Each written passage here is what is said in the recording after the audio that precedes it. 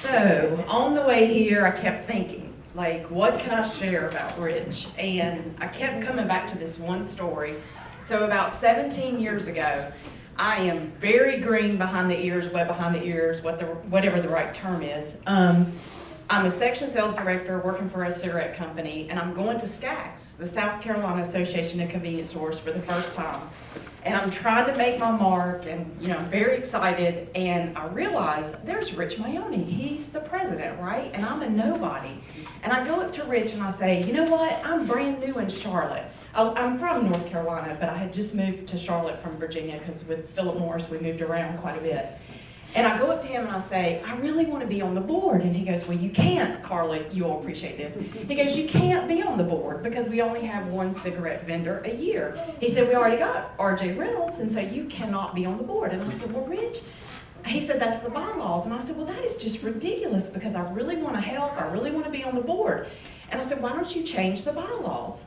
And this was like 9 o'clock at night. We're over beer. And he goes, well, you know what? I think I will. So he pulls together, this is Rich, he pulls together a special meeting. And lo and behold, the next day, I think Larry was there too. Larry, they come up to me and they say, guess what? You're on the board. I'm like, hell yeah, hell yeah. But that is the kind of guy that Rich was. And Kathy, I just adore you. And there were so many fun times where we went out and just, on Philip Morris's money, right? Such great. We had so much fun. But Rich, I left Philip Morris in like 11 years ago. It's been so long. And I really wanted to get back into the industry, and I wanted to get a job with Lance. And I called Rich on the phone and I'm like, can you help me get a job with Lance? He's like, absolutely. He wrote me a letter of recommendation. And then a couple years later, I wanted to get a promotion. I said, can you help me? He goes, absolutely, make a phone call.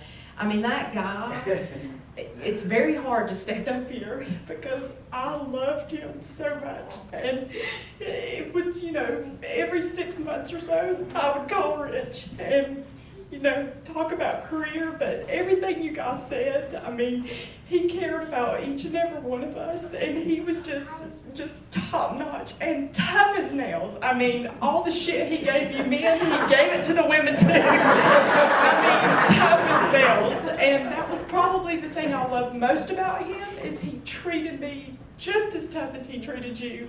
And he always had our back. It was tough in that office, but when you left that office, you knew he was your friend, and you knew you could call him. And I miss him, and I just can't stand that he left us so early.